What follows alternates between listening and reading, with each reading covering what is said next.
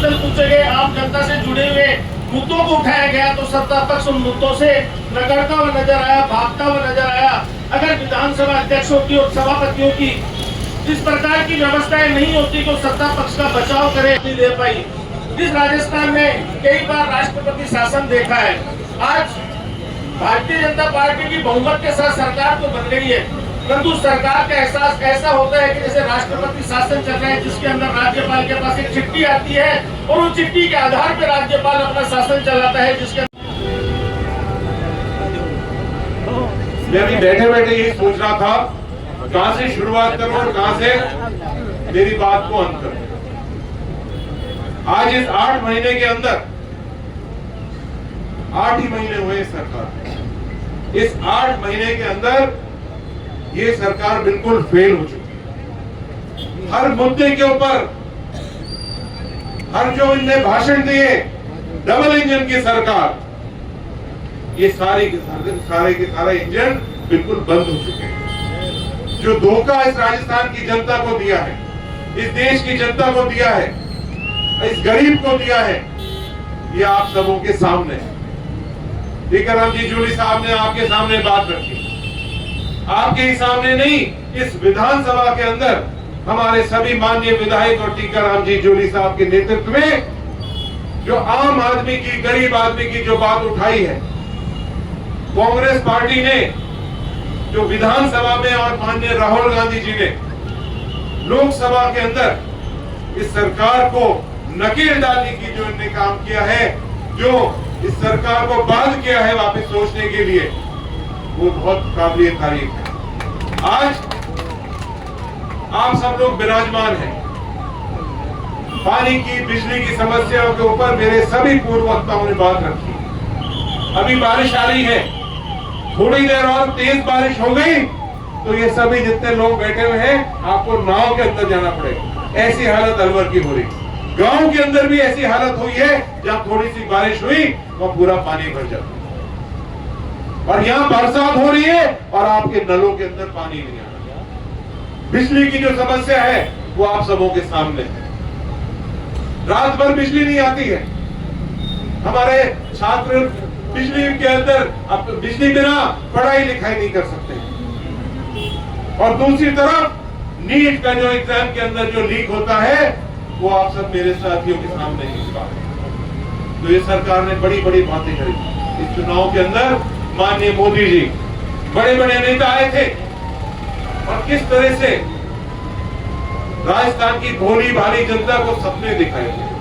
बिल्कुल सही बात है जूली जी, जो ईआरसीपी की योजना थी, उससे पहले चंबल की योजना थी हमारे अलवर जिले के लिए, वो आप सब लोगों को ज्ञात है। उसको बंद करके ईआरसीपी ले आए और ईआरसीपी के बाद उसके ऊपर जो बड़े बड़े घूम रहे हैं उद्घाटन करते हुए, कहां है वो पानी? तो ये झूठ का बुलंदा है। और इससे बड़ी बात मैं आप सबों के सामने रखना चाहूंगा। इसमें अध्यक्ष जी एक मुद्दा और जोड़ना चाहूंगा, जो हमारी देश की और की रक्षा और सुरक्षा की बात है। आज जो बांग्लादेश के अंदर हुआ है, बांग्लादेश ही नहीं, जो नेपाल हमारा सबसे एक बहुत बड़ा साथी था, वो भी चाइना की तरफ जा रहा है। श्रीलंका जो एक हमारे देश का एक भौगोलिक स्थिति को देखते हुए, उसके अंदर जो एक सबसे निचला हिस्सा है कन्याकुमारी के पास, वहां की एक सुरक्षा का एक केंद्र होता था, वो भी चाइना की तरफ जाकर है। पाकिस्तान और चीन के बारे में तो मुझे कहने की जरूरत नहीं है, जो हमारे देश के अंदर घुस चुके हैं। और अब जो बांग्लादेश के साथ जो हुआ है, ये एक बहुत बड़ा देश के लिए खतरा पैदा हो गया। क्या है इनकी विदेश नीति? सभी जितने लोग थे, चाहे वो रूस हो, चाहे हमारे जो आसपास के पड़ोसी देश थे, उन सबों के साथ इनने झगड़ा कर लिया। जब देश के ऊपर संकट आया,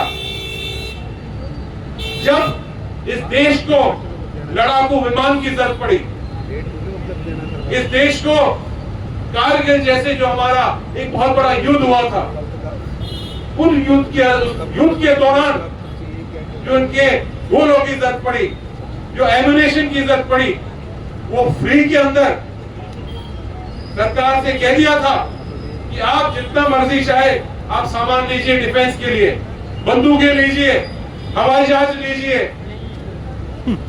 लेकिन उसका कोई पैसा देने की जरूरत नहीं है। भारत हमारा भाई है।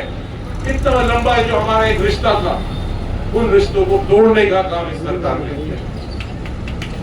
इस तरह की ये सरकार चल रही है। कहां है वो 56 इंच की छाती? 56 इंच की छाती लेकर पूरे देश में घूम रहे थे डिंडोरा पीटते हुए। आज हमारे सैनिक मर रहे हैं। अग्निवीर जैसी एक योजना लेके आ गए जिसमें हमारे युवाओं का, हमारे जो सैनिक हैं उसका सम्मान का ध्यान नहीं रखा। आप सब जानते हैं अलवर के अंदर भी अग्निवीर शहीद हुए थे। आज उनके परिवार की क्या हालत है? आज हमारे देश के बॉर्डरों के ऊपर उन बेचारे अग्निवीर जिनको मालूम नहीं है उनके परिवार का क्या होने वाला है, उनके मान सम्मान का क्या होने वाला है, उनके भविष्य का क्या होने वाला है, उनको उस बॉर्डरों के ऊपर भेज रखा है। ये सरकार ने जो देश का सुरक्षा के ऊपर, रक्षा के ऊपर जो कार्य करा है, ये बहुत ही घातक सामने साबित होने वाला है। मैं बात हमारे कांति मीना जी ने जो कही, जूली जी ने जो बात रखी है, उसी बात को आगे बढ़ाते हुए मैं निवेदन करना चाहूंगा कि बस सही बात है, ये लातों के दूध बातों से नहीं मांगे। ईंट का जवाब पत्थर से देना पड़ेगा और आपकी जिम्मेदारी है। हर कांग्रेस का जो कार्यकर्ता है उसकी जिम्मेदारी है, चाहे वो गांव में रहता है, ढानी में रहता है, चाहे शहरों में रहता है। आप सबों का जो इतिहास है, आप सबों के अंदर जो खून बहता है, जो आप सबों का डीएनए है, इस देश को आपने आजादी दिलाई है। हर व्यक्ति जो आज यहाँ कांग्रेस का बैठा है, दूर दराज से जो बैठा हुआ है, उसने इस देश को आजादी दिलाई है। गरीबों के लिए, मजदूरों के लिए, महिलाओं के लिए आपने लड़ाई लड़ी। एक बार फिर वो लड़ाई लड़नी पड़ेगी। आजादी की लड़ाई हमें लड़नी पड़ेगी।